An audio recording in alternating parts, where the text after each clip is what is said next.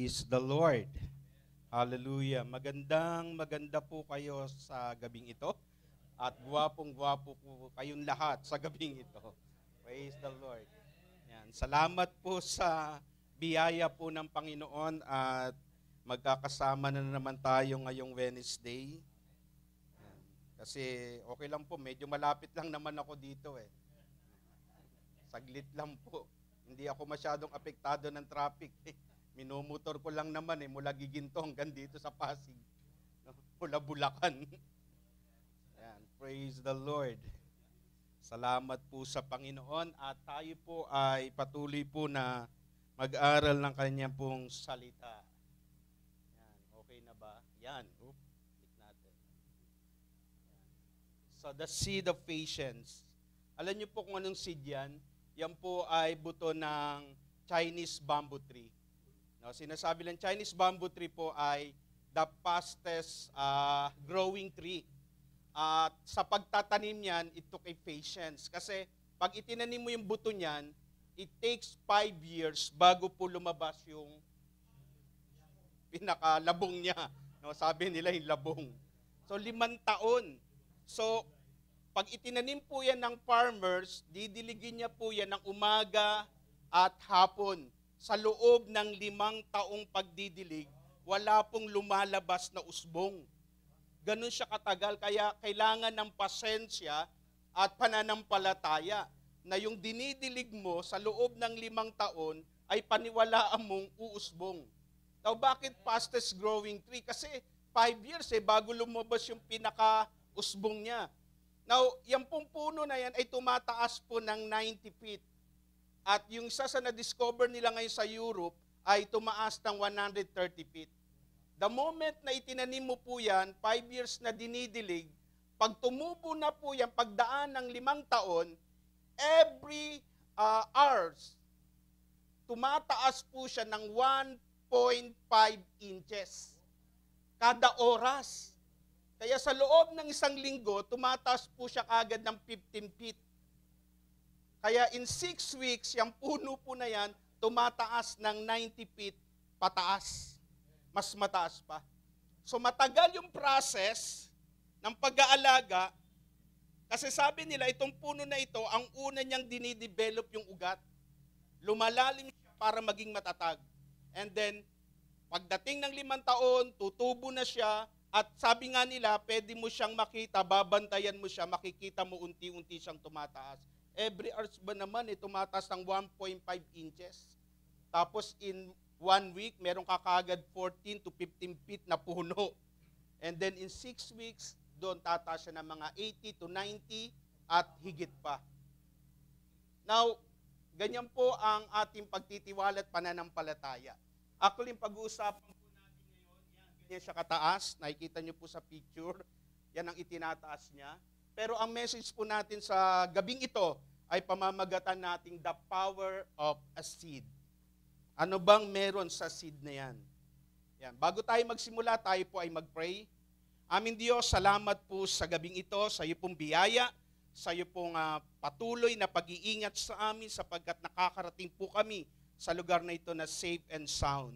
At salamat o Diyos sapagkat malaya kaming nakakapag-alay ng aming mga papuri, pasasalamat sa iyo pong ginagawang kabutihan sa buhay namin sa araw-araw.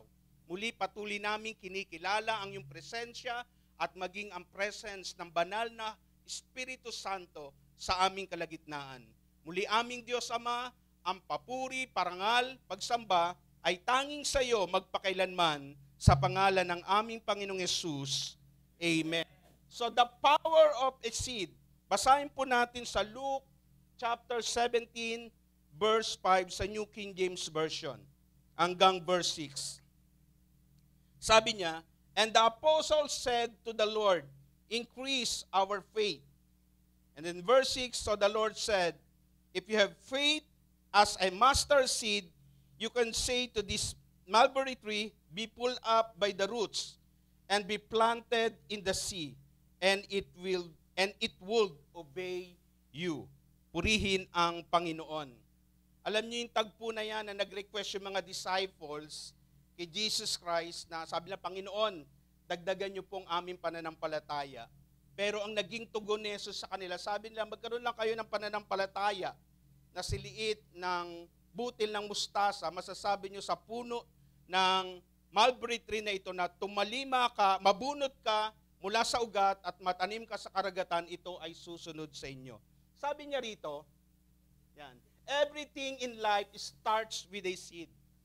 No, lahat ng may buhay ay nagsisimula sa binhi. At ang binhi ang magdidetermine ng iyong harvest. Kapag ang binhing na itanim ay mabuting binhi, kapag ito ay tumubo at nagbunga, mabuti rin ang bunga nito.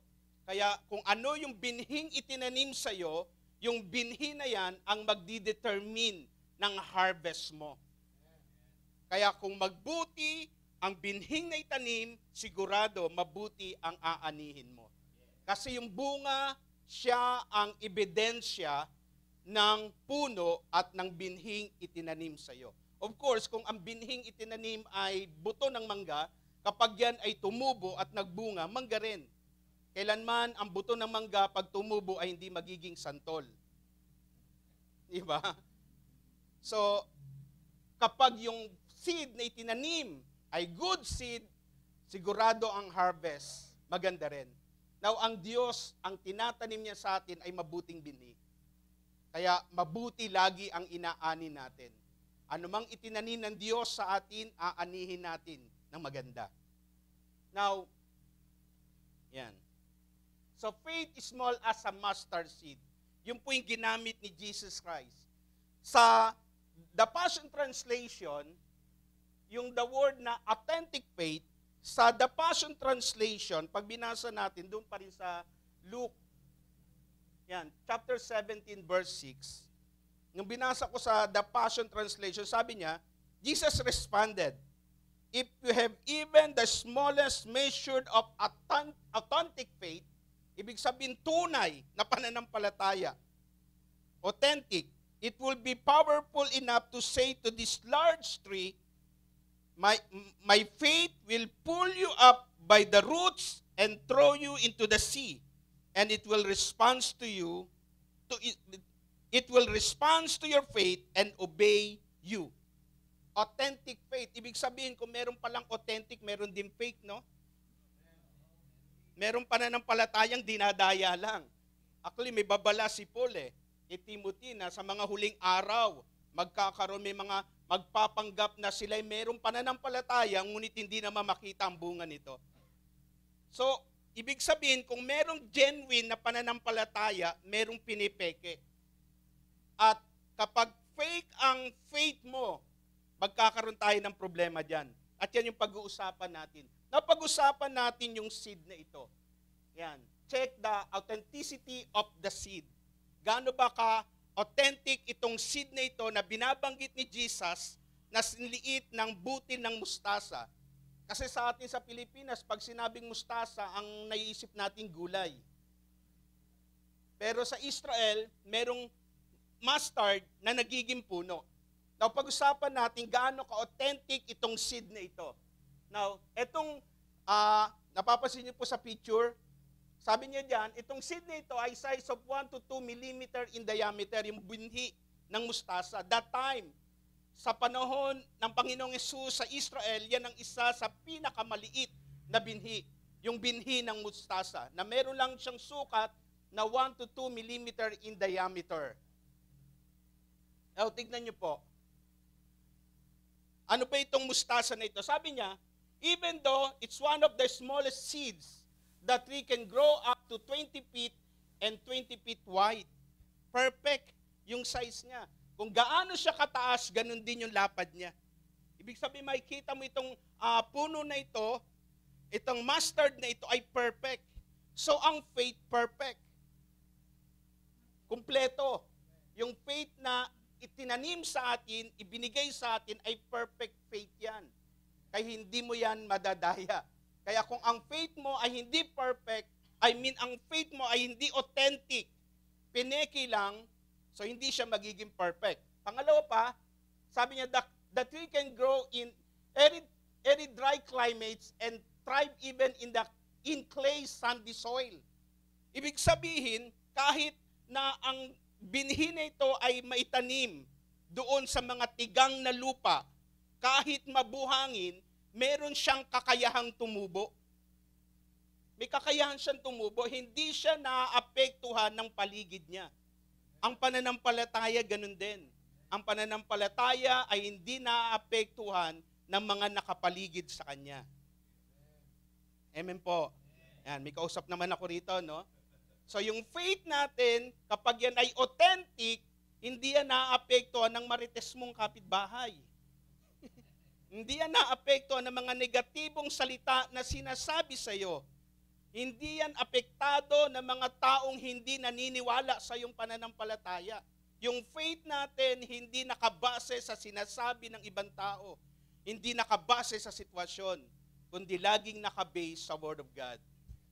And then, next, it can grow in hot, dry, weather, or cool, wet climate. So, ibig sabihin, hindi rin siya apektado ng season ng buhay natin. So, tag-ulan man, binabagyo ka man, yung faith mo, matibay pa rin. Tagtuyot man, ang faith mo, matibay pa rin. So, hindi siya apektado ng seasons. Maraming Kristiyano apektado po ng seasons eh. Kapag maganda ang sitwasyon, alive na alive ang pananampalataya. Napaka-active, talaga namang talagang iwinawagayway ang kanyang pananampalataya sa Diyos. No, nagpapatuto tayo sa kadakilaan ng Panginoon. Pero pag dumadaan na tayo ng bagyo, tagtuyot, ay tamad na tayong mag-church. Buti na lang wala ditong gano'n, no? No, naapektuhan tayo ng seasons. Kapag maganda ang kita, ay praise the Lord, talagang ang Diyos mabiyaya. Kapag medyo bagsak ang kita, ano ba naman? No, naapektuhan tayo ng seasons, kaya maraming Kristiyano, seasonal lang ang pananampalataya eh. Depende sa sitwasyon na nangyayari sa buhay niya. Pero ang faith na yan, itong authentic faith na ito, kahit ano ang season, lagi yang matatag.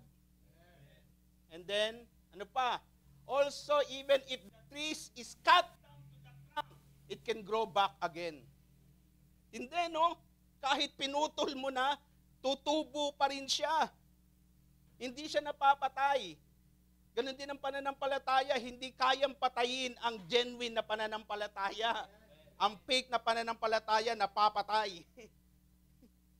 Napapatay ng mga taong negatibo ang pananaw. So hindi siya kayang patayin. Dumating man, anumang pagsubok, anumang bagyo ng kanyang buhay, mananatili at mananatili itong buhay. Amen? Hindi ko sinasabing hindi tayo makakaranas ng mga negatibong sitwasyon. May mga time na nagda-doubt tayo eh. May mga panahon sa buhay natin na meron tayong mga katanungan sa Diyos. Pero itong kagandahan sa ating Diyos na mabiyaya, yung pananampalatayang ibinigay niya sa atin, itong nagpapatibay sa atin. At hindi ito kayang patayin ng anumang sitwasyon sa ating buhay. And then, mustard seed of faith. Pag-usapan natin yan. So, authentic faith. Now, tignan nyo po rito.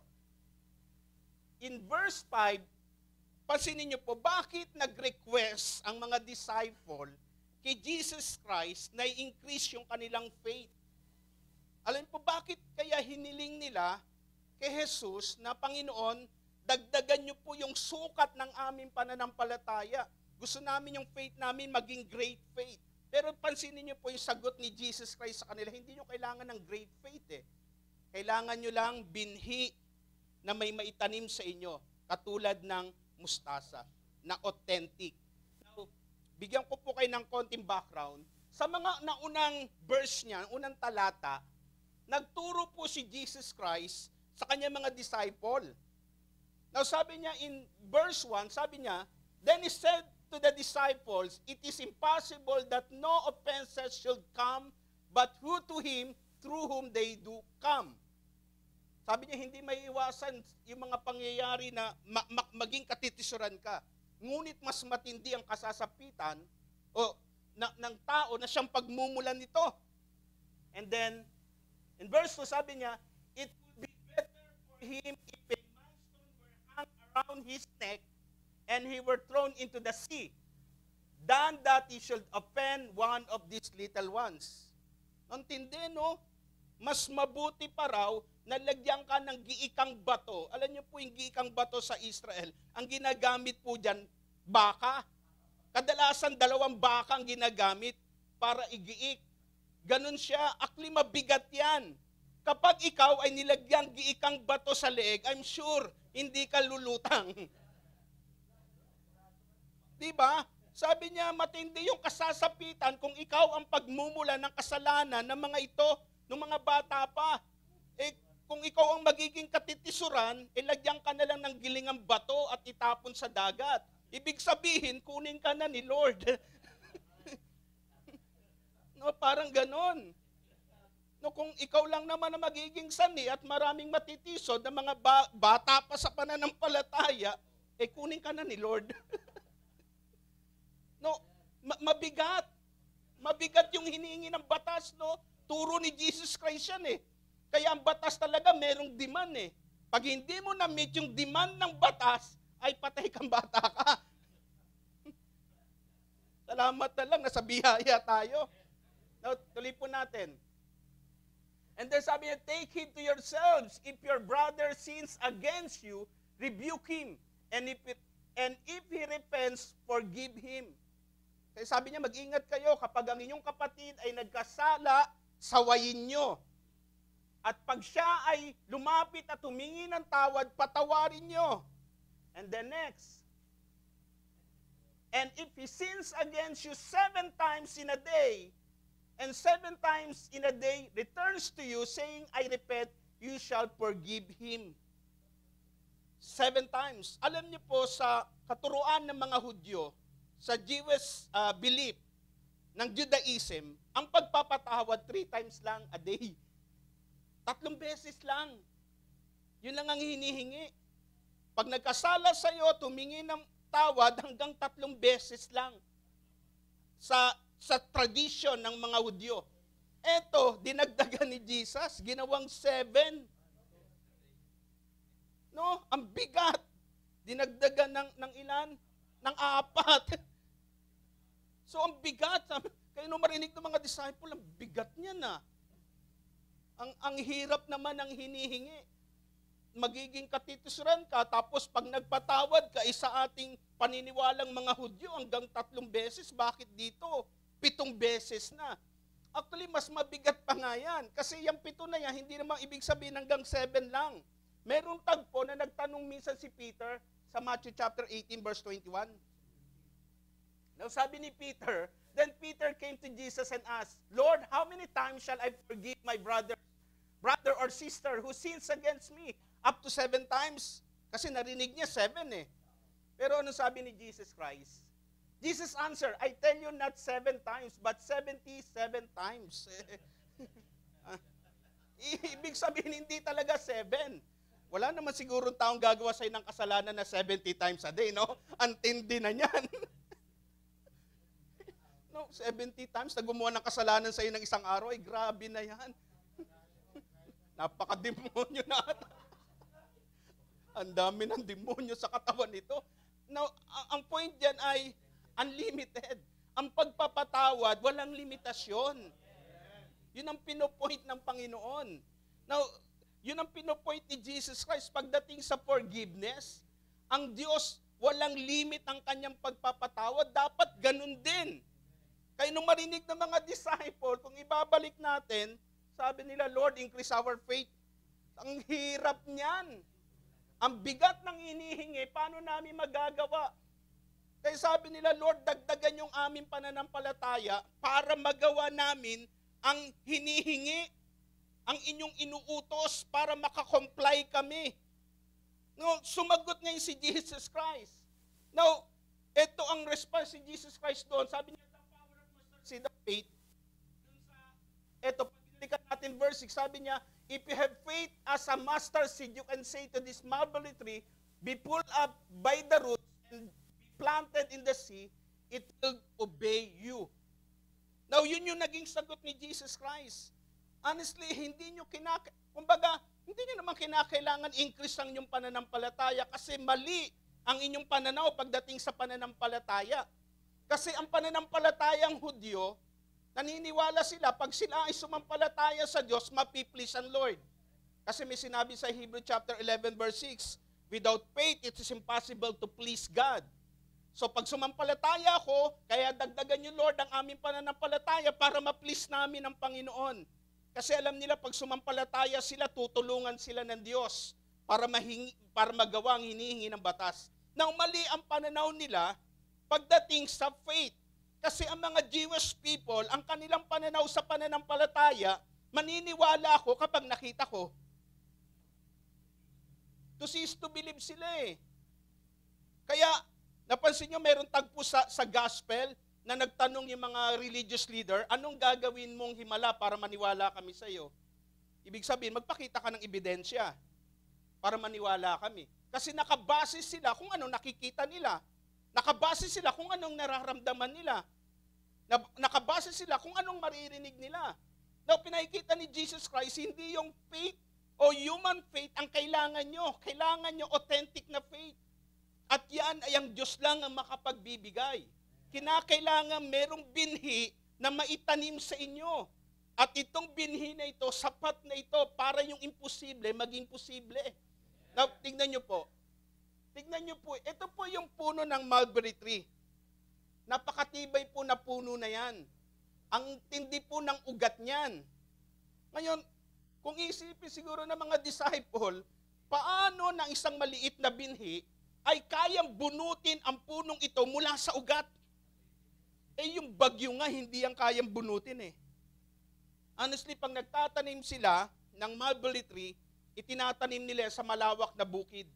Hindi nila itinatanim na malapit sa bahay o sa anumang gusali kasi pag yan ay lumaki, wawasakin ng ugat. Wawasakin siya ng ugat. Kaya usually itinatanim yan sa mga open place na walang bahay o anumang pader na tatamaan.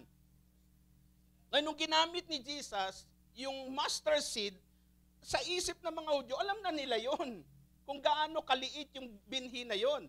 Pero, alam din nila kung ano ang puno ng mulberry tree. Paano magagawang bunutin ng isang maliit na binhi ang isang napakatibay at napakatatag na puno ni hindi nga kayang bunutin ng bagyo. Pero, yung pananampalatayang sinliit ng butil ng mustasa ay kayang bunutin ang isang napakatibay at napakatatag na puno. Now, pinakikita dyan, ang pananampalatayang ito, kahit ang imposible, ay pwedeng maging posible. Amen po? Pag sinabing imposible, hindi na gawa ng tao yon. Gawa na ng Diyos. Now, tignan natin. Faith makes impossible possible. Ang pananampalataya, yung mga imposibleng bagay, nagiging posible. Sabi ko nga, kaya lang naman nagiging imposible sa isang tao ang imposibleng bagay kasi hindi kaya ng iyong kakayahan. Kasi kung kaya mong gawin, hindi imposible yon. Ako, naging halimbawa ko, kung sasabihin ko, ako kaya ko mag-drive ng motor mula Giginto hanggang dito sa Pasig na nakapikit ang mata. Aba, ibang klase ka. Imposible ang pastor. Imposible talaga. Hindi ko kayang gawin yun eh. Hindi ko kayang gawin yun. Meron, kaya ko lang gawin makatulog eh. Habang nagdadrive.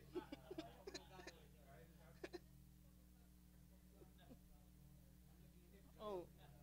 Parang kaibigan kong pastor, nagdrive eh. Sa MOA, pauwi daw siya ng Cavite. Basta nagdadrive daw siya. Nagising daw siya, nasa hospital na siya eh. Sabi ko, buti na lang, sa ospital ka nagising. Mahirap kung nagising ka, nasa langit ka na. So, nakatulog. Kumbaga, imposible yun. Ngayon, kung meron nakagagawa nun, hindi na imposible yun. Kasi may nakakapag-drive na nakapikit eh. Hindi na magiging imposible ang isang bagay na kayang gawin ng maraming tao. Kaya lang nagiging imposible ang isang bagay kasi hindi natin kayang gawin. Kaya nga imposible ng isang punong ito na mabunot kasi pinakikita ng Lord, hindi naman kayo ang gagawa niyan eh. Ang Diyos ang gagawa. hindi ikaw. Kaya anumang kaimposible ang problema mo, sa pananampalataya, yan ay nagiging posible. Kasi sa posibleng bagay, doon gumagawa ang Diyos. Yan, tignan po natin. Sabi niya rito, if you have faith as a mustard seed, you can say to this mulberry tree, be pulled up by the roots and be planted in the sea, and it will obey you. No, bubunutin mo yung ganung puno. O, tuloy natin. Sabi niya, our God is a God of impossibilities. No, ang Diyos ay Diyos ng mga imposible. Kaya nga sabi ko kanina, pagdating sa mga bagay na hindi mo kayang gawin, ang Diyos na ang gumagawa nun. Kasi minsan mali ang pananaw natin pagdating sa faith. Minsan may mga taong ganito, akala natin ang pananampalataya, pag sumampalataya ka sa Diyos, yung Diyos, kinukuha mo yung kamay para gawin yung gusto mo. Diba? Parang ganun eh. Sabi nila, pag hindi ka sumampalataya, hindi kikilos ang Diyos. Kung gusto mo ang Diyos kumilos, sumampalataya ka. Meron nga ako narinig na preaching eh. Gusto mong i-bless ka ng Lord, gulatin mo ang Panginoon. Dapat nasusurprise siya sa buhay mo. Sabi ko, isusurprise mo ang Diyos. Sabi nga ng Bible eh, hindi pa lumalabas sa bibig mo, alam na ng Diyos kung ano sasabihin mo eh. Isusurprise mo pa ang Panginoon. Hindi mo siya kayang isurprise kasi all-knowing God siya. Bago mo palang gawin ng isang bagay, alam na ng Panginoon yan. Hindi naman siya OA. Naalala ko nung mag-birthday ako, isusurprise ako ng mga member namin. Eh yung bunso ko nagkwento, Daddy nandun sila, isusurprise kanila. Eh di nung lumabas na sila, surprise! Hindi ako na-surprise eh. May nagsabi na eh. Alam ko na sabihin ko, ay, naku, thank you. Eh. Alam ko na gagawin nyo. Ang Lord, kapag alam niya na yung gagawin mo, hindi na surprise yun sa Lord. Kasi kung meron mang masusurprise ang Diyos, tayo eh. Tayong nasusurprise ng Panginoon, pero ang Diyos hindi mo masusurpresa. Hindi yung pag sumampalataya ka, doon palang kikilos ang Diyos. Honestly, ang Diyos kumikilos na. Hindi ka pa sumasampalataya, kumilos na ang Diyos eh. Ang pananampalataya, hindi ikaw ang nagpapakilos sa Diyos. Ang pananampalataya, pagsang-ayon mo sa ginawa ng Diyos. Ewan ko lang kung nilagay ko dito. Sabi niya, at the cross, everything impossible became possible. It is finished. Lahat ng imposible, naging posible dun sa cross of Calvary. Salvation, redemption, deliverance, healing. Lahat yan, ginawa ng Panginoon dun sa cross of Calvary. Lahat ng imposible sa tao ay ginawang posible ng Panginoon nung siya ay mabayubay sa cross of Calvary. Ang kailangan mo lang tumugon sa tinapos niyang gawa. Now, sabi niya rito, now pasinin niyo po itong faith versus logic. Sabi nila, ito talaga ang problema pagdating sa pananampalataya. Yung logic, yung tinitignan lang natin ito sa natural na bagay. No, kasi pag logic, reasoning, kagad ang umiiral eh. Ang pananampalataya, hindi nakabase sa logic. Bigyan ko po kayo ng isang halimbawa dyan. Naalala niyo yung tagpo na ito, si Mary, at ito yung binuhay si Lazarus eh. Kanina pinagkikwentuhan namin eh. Hindi ko nakikwento yun. Hindi lang alam. Nung nasa kabila pa kami, sa XI, meron kami kasama preacher, nag-preach patungkol kay Lazarus. Sabi niya, alam niyo ba kung ano ang kinamatay ni Lazarus? Kasi wala naman nakasulat sa Bible eh. Sabi niya, alam niyo kung ano kinamatay ni Lazarus? Sabi ko, ano ba kinamatay? Sabi niya, alam niyo ba yung tagpo sa Bible? Nang si Jesus ay in-invite ni Simon, at nandoon si Lazarus, nandoon si Mary at si Martha. Si Mary pumasok at nagbasag ng pabango, yung alabaster. Nung pagbasag ni Mary, alam niyo kung saan tumama? Tumama sa ulo ni Lazarus. Kaya si Lazarus nagkasakit at namatay. Kaya ganun na lang daw ang iyak ni Mary. Kaya pala may kasalanan, no? Actually, joke lang yun. Hindi po talaga ganun yung nangyari. Hindi po talaga ganun. Ang tigas nun. Alabaster yun eh. Sa ulo daw tumama. Kaya nagkasakit muna ng matagal eh, maluba. Ang lilikot ng utak eh. Pero actually, ito po yung tagpo na ito, nung nandun na po sila sa libingan. Daw sabi ni Jesus, take away the stone, he said, but Lord, said Martha, the sister of the dead man, by this time, there is a bad odor, for he has been there 4 days. 4 na araw na. Kumbaga, logic, mabaho na yan. No, 4 na araw na eh. No, pag pinag-usapan na sa logic, mabaho na yan. 4 na araw eh. Iba nga, 1 araw lang mabaho na eh. Hindi pa naliligo yun ha. Eto, patay na to. Talagang iba na yung amoy. No, logic yun. Kumbaga, Lord, 4 na araw na yan. Naaagnas na yan. Pero ang sagot ni Jesus Christ, then He said, did I not tell you that if you believe, you will see the glory of God? Pagdating sa faith, hindi mo kailangan gamitan ng logic yan. Ang kailangan mo lang maniwala. Ang kailangan mo lang maniwala. Kasi pag logic, kumbaga, imposible na eh sa isang taong tinaningan na ng doktor, isang bulati na lang, mamamatay na. Ito, di ba? Ako may karanasan ganito eh. Kapag ang sakit ng tao ay nilalagnat lang, ang hindi natin i-rebuke. No, I rebuke sickness, I declare your healing in Jesus' name. Pero pag yan ay, malapit na talaga, no? Isang bulati na lang, pag pinag-pray, Lord, let your will be done.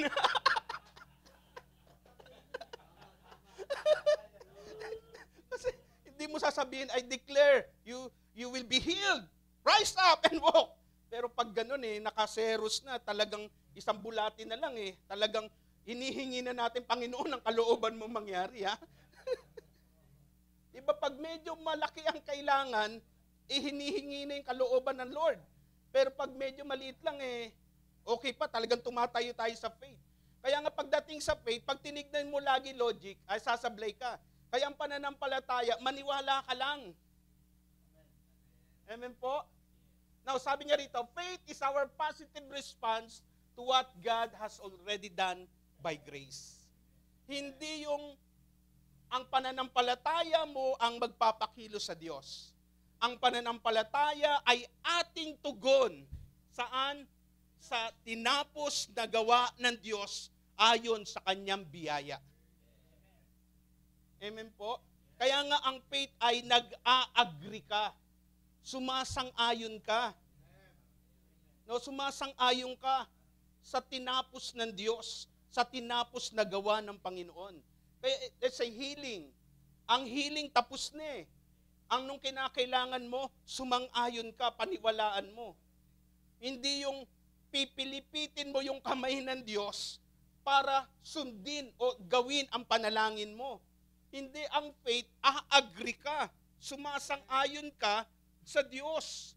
Sumasang-ayon ka sa kalooban ng Panginoon. Hindi yung ang Diyos ang sasang-ayon sa kalooban mo. Kaya pag hindi nangyari ang hinihingi natin, nadi-disappoint tayo sa Diyos. Alam ba maraming Kristiyano disappointed sa Diyos? Di ba disappointed sila? Lord, ang tagal-tagal ko nang pinag-pray ito, ang tagal-tagal ko nang hinihingi ito, Panginoon, bakit hanggang ngayon hindi mo binibigay? Di ba? Kaya minsan pag nagpe-pray tayo, Lord, pagpalain mo po itong business na ito, pagpalain mo po itong mga transaction na ito, which is wala namang problema, pero sabi nila, ito ang tamang panalangin. Ang tamang panalangin, Lord, ano man ang plano ko, kalooban mo ang masunod. Amen po? So ang faith, ito ay pagtugon natin, nag-a-agree tayo, nagre-response tayo sa Diyos, sa kanyang biyaya, sa kanyang tinapos na gawa. And then next, faith has a voice. May tinig siya. Di ba minsan pag meron tayong pinagpe-pray, sasabihin natin, alam na ni Lord yun. Kahit hindi ko naman sabihin, di ba alam na ni Lord? Kaya lang minsan kinakailangan mo talagang sabihin eh. Sabi niya rito, tignan niyo po. Sabi niya, if you have faith as a mustard seed, you can say to this mulberry tree. Kinakailangan may salitang lumabas. Hindi lang yung naniniwala ako, Lord. Kailangan mong sabihin. Sabi niya rito, the voice of faith is your voicing the word of God in the earth. Ang tinig ng pananampalataya, sabi niya, ay ipinapahayag mo ang salita ng Diyos dito sa lupa. Kaya ang faith natin naka-base hindi sa sasabihin ng tao, kundi ano ba ang sinasabi ng Word of God. Sabi ng Romans 4:17, as it is written, I have made you a father of many nations He is our Father in the sight of God in whom he believed. The God who gives life to the dead and calls things that are not as though they were. Tinatawagan yung mga bagay na wala, tila nandoon. Amen po, sabi niya rito, in verse 13 ng 2 Corinthians 4:13. And since we have the same spirit of faith according to what is written, I believe and therefore I spoke, and I also believe, therefore I speak. Kaya nga sabi nila, declare what you believe and believe what you declare. No, minsan iba yung sinasabi natin sa ating pinaniniwalaan. Kaya kung ano yung pinaniniwalaan mo, sabihin mo. At kung ano yung sinabi mo, paniwalaan mo. Sabi niya rito, faith is bringing out of the spirit realm what is already there. Katulad ng healing, nandoon na eh. Tapos na yung healing. I-declare mo na lang. Salvation, tapos na, i-declare mo na lang. Blessing, given na, ibinigay na, i-declare mo na lang. Kaya mahalaga yung sinasabi natin. Di ba may sinabi sa Proverbs, life and death is in the power of our tongue. Ang buhay at kamatayan ay nakasalalay sa ating mga dila. Kaya yung mga taong pagising sa umaga, pag nakita problema, anong sinasabi na buwisit na buhay ito? Kaya maghapon nagkakabisit-bisit eh. Di ba? Naku, itong batang ito, wala na itong pag-asa eh. Nakikita ko yung future nito. Naku. So sabi nila eh, maganda ka na ng pampiyansa mo sa anak mo paglaki niyan. No, iba yung lumalabas sa ating bibig. Mahalaga na sanayin natin yung ating bibig na nagpapahayag ng mga salita ng Diyos. Kaya mahalaga ang pagbabasa ng Biblia eh. No, mahalaga ang pagbabasa ng Bible kasi pag ikaw ay nagbabasa ng Biblia, idinideclare mo yung Word of God. Ipinapahayag mo yan. At may power yon sa buhay natin. No, sa halip na magsalita ka ng mga negatibo sa iyong negatibong sitwasyon, baliktarin mo yung sitwasyon. Ipahayag natin ano bang sinasabi ng salita ng Diyos sa aking sitwasyon. Ano ba sinasabi ng salita ng Diyos sa aking pamilya? Ano ba ang sinasabi ng Word of God? Kaya ang faith natin nakabase sa Word of God. Amen po? Amen. And then, faith works by love. Now, tignan nyo po. Mabilis ba? Faith works by love. Tignan nyo po. In Luke chapter 17, verse 7, pagkatapos banggitin ni Jesus yung patungkol sa mulberry tree, ginamit niya yung parable patungkol sa servant. Now sabi ni Jesus Christ, and which of you having a servant, plowing or tending sheep, will say to him when he was come in from the field, come at once and sit down to eat? But will he not rather say to him, prepare something for my supper, and gird yourself and serve me till I have eaten and drunk, and after you will eat, and afterward you will eat and drink. And then, does he think that servant because he did the things that were commanded him? I think not. So likewise you, when you have done all those things which you are commanded, say we are unprofitable servants, we have done what was our duty to do. No, patapos sabihin ni Jesus Christ, yung magkaroon lang kayo ng pananampalatayang sinliit ng butil ng mustasa, sabihin nyo sa puno na ito, mabunot ka mula sa ugat at tumalima ka sa karagatan, ito ay susunod. And then, binanggit niya itong parable. Sabi natin, pagpalagay na meron kang alipin na nagtrabaho sa bukid, nag-alaga ng mga tupa, pag uwi ba ng bahay, sasabihin mo sa kanya, kumain ka. Hindi, sa halip ang sasabihin mo, magbihis ka at pagsilbihan mo ko. At pagkatapos mo kung pagsilbihan, saka ka kumain. Sabi niya, pasasalamatan ba ng Panginoon ng kanyang alipin? Hindi. Ano sasabihin ng alipin? Kami ay mga alipin lamang na walang kabuluhan, sumusunod lang kami sa aming tungkulin. Now, kung titingnan po natin yung word na servant diyan, yung salitang servant, nung tinignan ko po sa Greek, ang ginamit niya po diyan ay doulos. Yung word na servant. Yung servant sa Greek, ang ginamit po ay doulos. Yung word na doulos is equal to become slave of the master. Tapos yung salitang servant naman sa Greek ay diakonos. Dito kinuha yung word na deacon.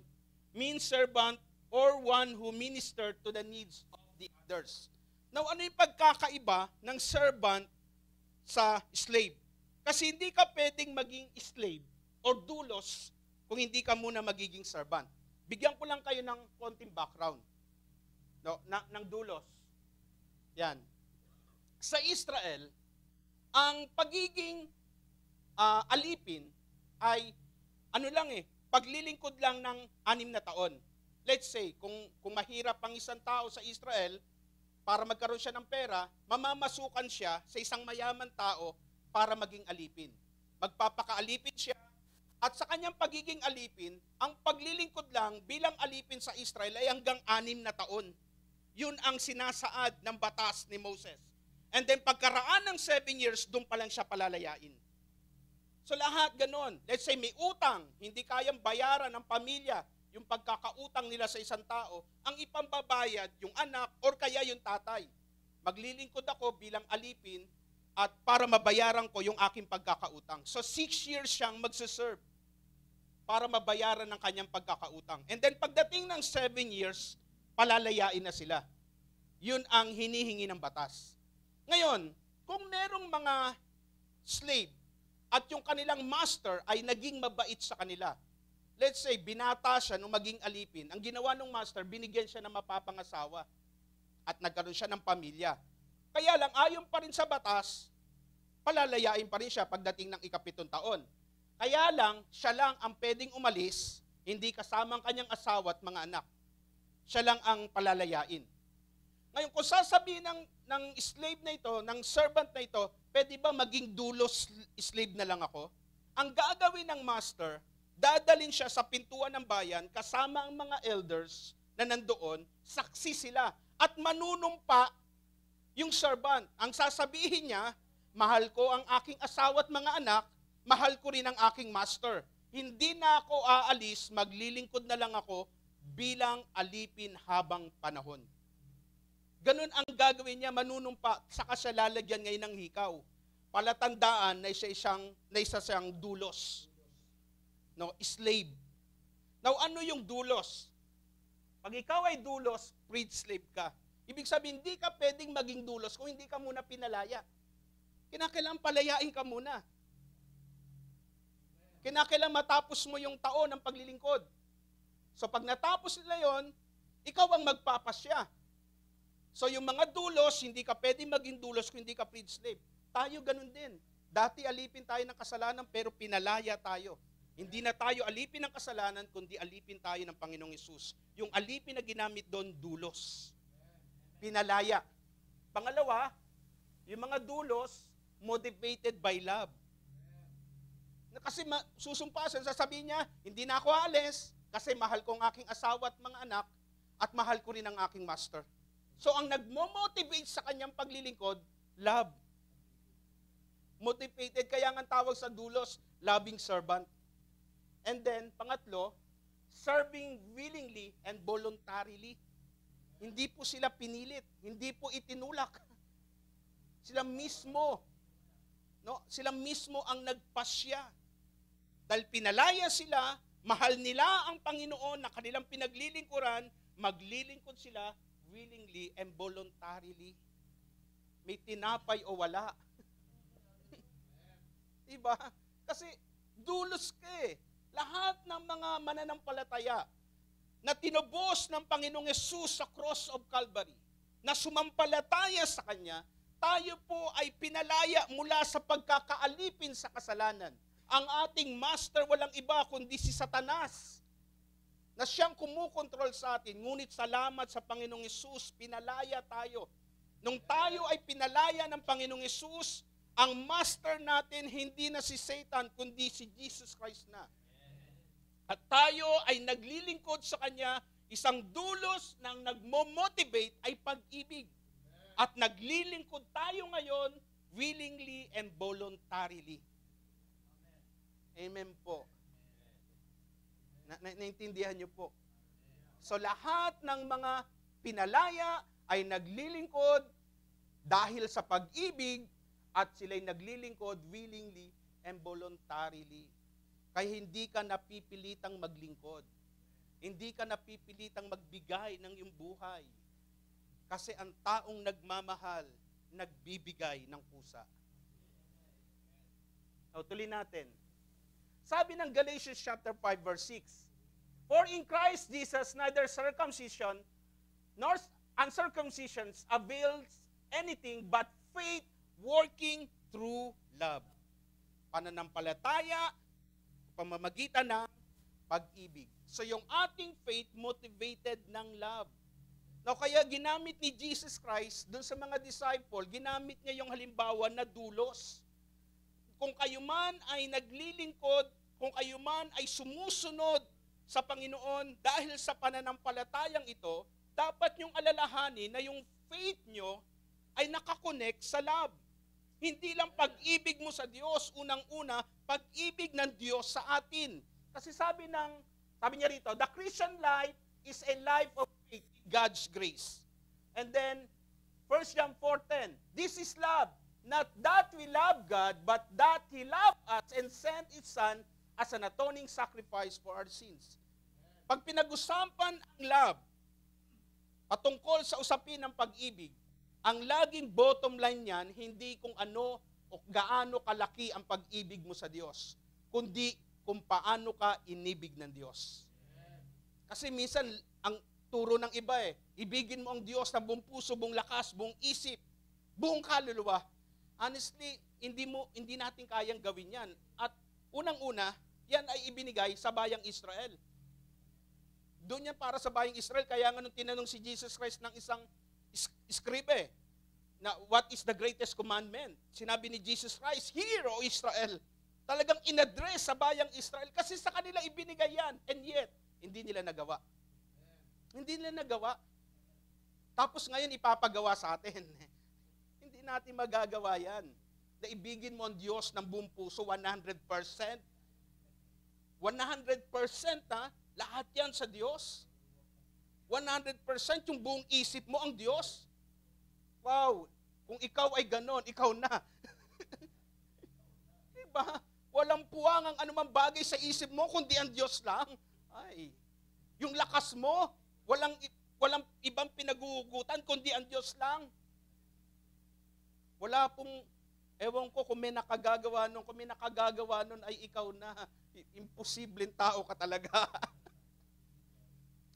Pero honestly, hindi natin kayang ibigay yan. Anong ginawa ng Diyos? Ang ginawa ng Diyos, ibinigay niya ang kanyang pag-ibig. Kasi yung pag-ibig na yun, sabi niya, kung tayo man umiibig, hindi dahil inibig natin ng Diyos, kundi tayo ay inibig niya. Kapag naranasan mo ang pag-ibig ng Diyos, yung karanasan na yun, yun ang puwersa na tutulak sa'yo para ibigin mo ang Panginoon. Yung love na yon. Ngayon yung ating faith nakaangkla sa pag-ibig ng Diyos. Kaya nga pag binasa natin yung Romans chapter 8, sabi ron, no one can separate us from the love of God. Walang sino mang makapaghihiwalay sa atin sa pag-ibig ng Diyos.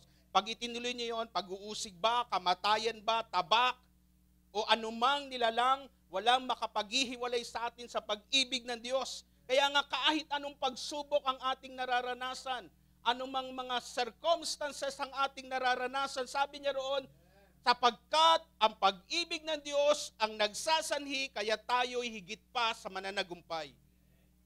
We are more than conquerors in Christ who love us. Kung tayo man ay conqueror, kung ikaw man ay mananagumpay, dahil yan sa pag-ibig ni Jesus sa iyo. Ang ating pananampalataya ngayon ay nakapokus sa pag-ibig ng Diyos sa atin. Kung alam mong mahal ka ng Diyos, kung alam mong iniibig kang lubos ng Diyos at ang pag-ibig ng Diyos sa iyo walang kondisyon, walang dahilan para hindi mo siya pagtiwalaan ng lubusan. Amen po. Kahit nakikita natin parang imposible ang sitwasyon, imposible yan sa ating pananaw. Pero sa Diyos na umiibig sa atin, magiging posible yan. Ang kailangan mo lang maniwala. Ang kailangan lang natin magtiwala. So yung binhi na yan, inilagay ng Diyos sa ating mga puso. Amen po. Ito po ang ating conclusion. Faith results in good works done in love. Doon sa cross ng Kalbaryo, i-display ng Diyos ang kanyang pag-ibig. Gayon na lamang ang pag-ibig ng Diyos sa sanlibutan. Kaya ipinagkaloob niya ang kanyang bugtong na anak upang ang sinumang sa kanya'y sumampalataya, hindi mapahamak, bagkus magkaroon ng buhay na walang hanggan. Ang Diyos na umibig sa atin, kailanman hindi tayo iwan ni pababayaan man. Maniwala at magtiwala tayo sa kanyang pag-ibig. Purihin ang Panginoon, palakpakan po natin ang Diyos. Tayo